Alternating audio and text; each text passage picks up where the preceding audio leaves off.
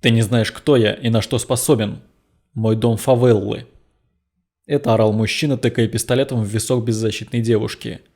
К тому моменту нервы вратаря Фламенго уже превратились в пронзающие тело металлические прутья, от которых не было спасения. Бруно понял, что другого пути нет, и мысленно подписался под самым жутким решением в жизни.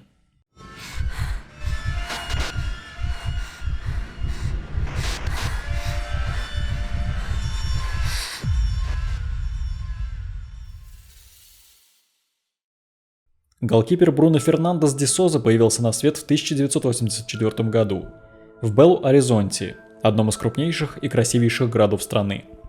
Раскинувшийся на юго-востоке Бразилии муниципалитет не в топе самых опасных областей страны по уровню преступности. Но даже там есть места, куда не хочет забрести ни один здравомыслящий человек. Именно в трущобах проводил детство Бруно до того, как его разум окутал футбол. Голкипер стартовал в 2002 в 18 лет. И за 5 лет прошел путь, который только снится чумазым бразильским детям на задворках фавел. Едва отпраздновав 20-летие, Бруно транзитом через Атлетико Манейро попал в сильнейший клуб страны – Фламенго. Недавняя мечта неожиданно ворвалась в реальность и взорвала парню мозг. Он быстро стал любимцем публики, отразив 2 пенальти в матче против Ботафаго и получил место в основе. Через год руководство предложило голкиперу контракт с зарплатой 3 миллиона евро в год. Еще через год он впервые вышел на поле с капитанской повязкой. Всего с 2002 по 2010 Бруно провел 126 матчей в высшей лиге Бразилии. В 39 из них сохранил ворота в неприкосновенности и выиграл чемпионат страны вместе с Фламенго. Тогда же футболиста впервые вызвали в сборную Бразилии. Ему пророчили место основного вратаря на чемпионате мира 2014 года. Кроме того, игроком заинтересовалась Барселона и Милан. Бруно был невероятно хорош. Он мог сделать потрясающую карьеру за рубежом. Бразильская девушка по имени Элиза Самудио с 13 лет мечтала о карьере модели в Рио-де-Жанейро или Сан-Паулу. В 18 лет она сбежала из дома. Позже ее мать Силва рассказала, что не видела дочь 6 лет и только иногда общалась с ней по телефону. Карьера Элизы сложилась несколько иначе, чем рассчитывала девушка. Среди прочего, она снималась в порнографических фильмах с 2005 по 2009 год. Бруно ничем не отличался от других самцов поколения. Бурлящий тестостерон по утрам выплескивался на тренировках, а вечерами – в постели с лучшими девушками побережья. Образ жизни вратаря не оставлял ему шансов обойти приключения, и его задница нашла их в мае 2009 года.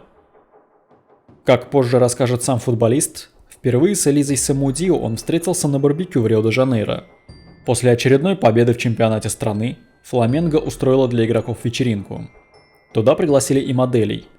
Самудио была не просто актрисой и моделью. Она специализировалась на фильмах для взрослых и подрабатывала девушкой по вызову. Пылкая девушка, которой приписывали отношения со многими спортсменами, в том числе и с Криштиану Роналду, мгновенно перевела игрока в режим страстного любовника. Сбрасывать напряжение в ритмичных телодвижениях с возлюбленной Бруно не помешало даже кольцо на пальце. Разумеется, голкипер не строил никаких планов на будущее с Элизой. Тем более, что находился в браке с Даяной Родригес, родившей ему 2 дочерей. По словам очевидцев, вратарь Бруно и актриса Элиза знали друг друга с 2008 года. Хотя голкипер утверждает, что познакомился с ней в мае 2009 на барбекю в Рио-де-Жанейро. Отношения между молодыми людьми продолжались чуть больше 3 месяцев. Но оборвались еще неожиданнее, чем начались. В один из дней Элиза объявила о беременности и заявила, что отцом является Бруно. 13 октября находившаяся на 5-м месяце Элиза сообщила в полицию Рио-де-Жанейро, что накануне ее похитили несколько человек и заставили принять лекарство, вызывающее аборт. В числе похитителей был сам Бруно и несколько его приятелей. Она утверждала, что ее избивали, а Бруно приставил к виску пистолет и угрожал. «Ты не знаешь, на что я способен. Я вырос в фавеллах». Футболист получил судебное предписание, запрещающее приближаться к беременной девушке. «Это не первый раз, когда она солгала, чтобы доставить мне неприятности», — скажет вратарь позже. «Она не смогла смириться с тем фактом, что я не хочу иметь с ней отношения. Я не дам этой женщине 15 минут славы, которую она так ждет». Аборт Элиза так и не сделала, а суд тянул с вынесением решения, ждал результатов судебно-медицинской экспертизы. В итоге они были получены только в августе 2010 года, уже после случившегося. Самудио хотела очень много денег, потому что считала Бруно невероятно богатым. В футболе она не разбиралась совсем, но умела читать и видела гигантские суммы в новостях об отце своего ребенка и Милане. 10 февраля 2010 года у Элизы родился ребенок, и она заявила, что отцом является Бруно. Внезапная новость придавила парня к земле. Ребенок на стороне в лучший период карьеры не входил в его планы. Девушка предложила голкиперу пройти тест на отцовство, но тот отказался. Интересно, что родившегося мальчика девушка назвала в честь футболиста – Бруниньо. Отец продолжал утверждать, что ребенок не его, а Элизе без финансовой помощи было очень сложно. Она активно общалась с прессой, надеясь, что футболист отступит. 4 месяца Бруно открещивался от ребенка. Элиза грозилась сделать разбирательство публичным и подать в суд. К концу мая Бруно действительно подобрел и, как казалось девушке, решил все уладить. Он даже снял с Самудио и Бруниньо номер в шикарном отеле, а заодно попросил ее прекратить общение с прессой. Голкипер позвал бывшую возлюбленную в загородный дом за 350 километров от Белу-Оризонти, обсудить ситуацию и мирно заключить соглашение о выплате алиментов. Элиза наивно согласилась и поехала. Это было 4 июня 2010 года. С тех пор ее никто не видел. Элизе было 25 лет, когда она исчезла. Начавшая поиски полиция вскоре обнаружила 4-месячного сына Самудио в трущобах Белу-Оризонти. В деле начал фигурировать Бруно, однако доказательств его участия в пропаже женщины у полиции не было. Следствие зашло в тупик. Всю банду сдал юный Хорхе, кузен Бруно. Он находился под опекой у брата, но его совесть не выдержала. Хорхе пришел на эфир одной из местных радиостанций и во всем сознался. В суде он все подтвердил, полиция разыскала улики. 7 июля и сам Бруно сдался властям. Правда, в суде голкипер ни разу не признался в заказном убийстве и все валил на своего бывшего друга Спагетти. Признал он только то, что знал о преступлении. Хорхе Роза сообщил, что в убийстве девушки принимал участие друг Бруно Луис Макарао, а заказчиком преступления стал сам вратарь. По словам Хорхе, перед убийством Макарао 6 дней пытал Элизу, а спортсмен, наслаждаясь, наблюдал за мучениями жертвы и включал громкую музыку, чтобы крики не услышали соседи. Все делали за него. Он только наблюдал. Когда стало ясно, что по-хорошему уладить конфликт не получится, игрок принял окончательное решение. Изможденную Самудио передали бывшему полицейскому по имени Маркос Аперисида, который при помощи ассистента придушил ее и покрошил на кубики. За это вратарь заплатил бывшему полицейскому $500 000. Останки сообщники собрали в мешки и выгрузили в вольер с ротвейлерами на территории особняка футболиста. Банда думала, что следов никто не найдет. 3-месячного Бруниньо пришлось скрывать, причем в этом Бруно помогала даже его супруга Даяна. Избавление от генератора проблем подействовало на Бруно как витаминная капельница. Вратарь успокоился и вернулся к полноценным тренировкам. Все изменилось 26 июня, когда в дверь настойчиво постучали. Полицейские на пороге ткнули игроку в лицо разрешением на арест и нацепили наручники. Отбиваться было бессмысленно. Журналист Лесли Лейтао, написавший книгу об этой истории, вспоминал: Бруно сыграл свой последний матч за Фламенго 5 июня 2010 года, уже зная, что Элизу похитили. Буквально за несколько минут до выхода на поле он позвонил своему другу Луису Энрике Феррейре по кличке Спагетти и приказал действовать. Это подтверждают телефонные разговоры, полученные следователями. Время было выбрано не просто так. 11 июня должен был состояться суд, на котором стороны обсудили бы порядок выплаты алиментов и ДНК-тест. Вместо этого Бруно решил сыграть на опережение. После звонка Спагетти тот связался с Элизой и пообещал ей выплатить всю сумму, которую она захочет. Но для этого им надо было съездить в загородный дом Бруно, где находился сейф с деньгами. Элиза и 4-месячный Бруниньо в тот же вечер добровольно сели в машину вместе со Спагетти и двоюродным братом Бруно, 17-летним Хорхе Розой. Роза заявил, что убитую перевозили на машине Бруно. В автомобиле голкипера обнаружили капли крови, совпавшие с ДНК Самудио. Бруно и его сообщники были арестованы. В первые месяцы расследования голкипер отшучивался, говоря, что скоро со смехом будет вспоминать о случившемся. Он еще сыграет в финале чемпионата мира против аргентинцев и возьмет пенальти от Месси, бахвалился адвокат футболиста. Следствие длилось 3 года. Бруно до последнего утверждал, что не отдавал приказа убить Элизу, но одобрил случившееся. В 2013 году он был признан виновным в организации похищения и убийства Самудио и приговорен к 22 годам и 3 месяцам тюремного заключения. Руководство Фламенго, на время следствия отстранившее футболиста, после оглашения приговора расторгло с ним контракт. Слушания несколько раз откладывались по просьбе адвокатов Бруно. Также на обвинительный приговор сторона футболиста подавала апелляции. Изначально вратарь был наказан 22 годами и 3 месяцами тюремного заключения.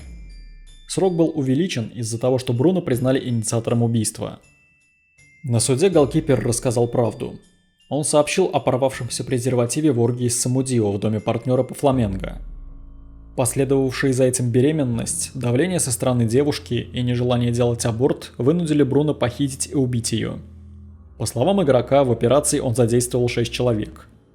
А сам лишь забрал ребенка и отправил его в фавелы к другу. Позднее малыша нашли и передали матери погибшей Элизы. В 2013 году суд подтвердил, что вратарь осужден все-таки на 17 лет и 6 месяцев, потому что голкипер раскаялся в содеянном и сотрудничал со следствием. Находясь в исправительной колонии Банга-2 на окраине Рио-де-Жанейро, Бруно предоставил генетический материал для теста на отцовство. Исследование подтвердило, что голкипер является отцом сына Элизы.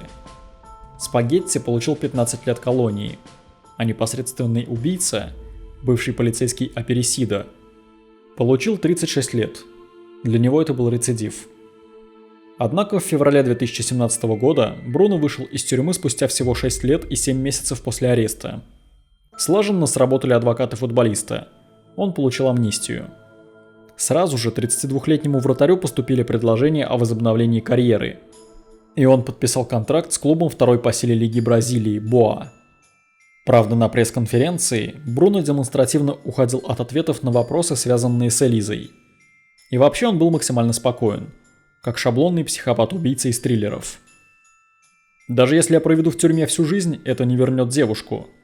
Заключение не является наказанием. Оно дает опыт и возможность образумиться. Было очень тяжело, когда на меня свалился успех. И я не был к такому готов. И жена мне об этом говорила. Чтобы ее слышать, мне требовалось открытое сердце. Я же считал, что достаточно приносить домой деньги. Но это не так. Я все чаще говорю людям, что для счастья нужна только любовь. Возвращение вратаря на поле вызвало возмущение у бразильцев. Противники Бруно считали, что монстр и хладнокровный убийца не должен играть в футбол и подавать дурной пример детям. Они обратили внимание, что шумиха в прессе лишь прибавила популярности спортсмену. Поклонники голкипера называли Элизу шлюхой, которая сама нарвалась.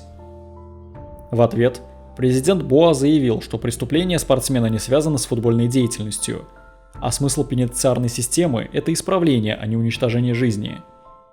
«Мы не несем ответственности за содеянное Бруно и хотим дать ему второй шанс», – посчитал функционер.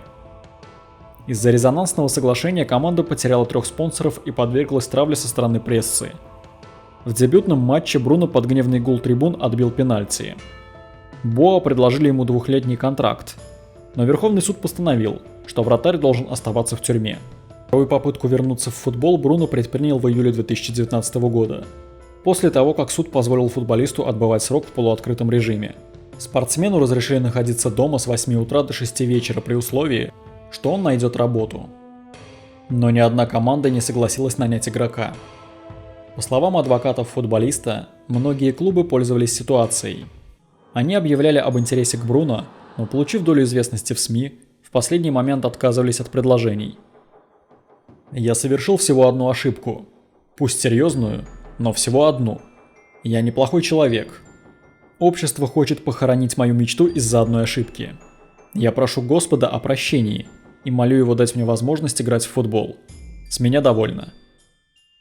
С лета 2019 года Бруно успел поиграть в 3 клубах низших бразильских лиг, а в 2020 году завершил карьеру в возрасте 36 лет. Теперь он хочет найти себя в инвестиционном бизнесе. В интервью бразильскому телевидению Бруно рассказал, что тюремные условия негативно на него повлияли.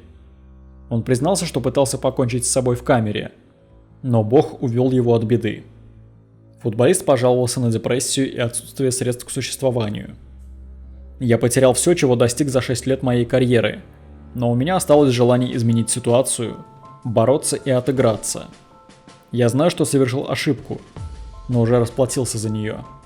Личная жизнь у вратаря тоже совсем другая. О нем уже написан бестселлер и даже был запущен сериал.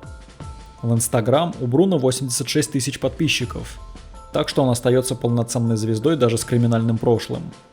Почти на всех фотографиях в профиле Бруно улыбается вместе со своей супругой Ингрид. Они поженились в 2016, когда вратарь находился в тюрьме. И их прекрасной дочерью. Ничто в аккаунте Бруно не указывает на то, что когда-то этот человек руководил изощренным убийством матери своего сына. Только изредка он фотографирует тех самых собак, ротвейлеров, которым скормил мать своего сына. Бруниньо сейчас 11 лет. Он с самого начала дела находится под опекой бабушки, матери Элизы. Недавно сын высказался об отце в прессе. Он должен быть приговорен к пожизненному заключению, потому что я считаю грязным лишать жизни человека. Нет причин объяснять это.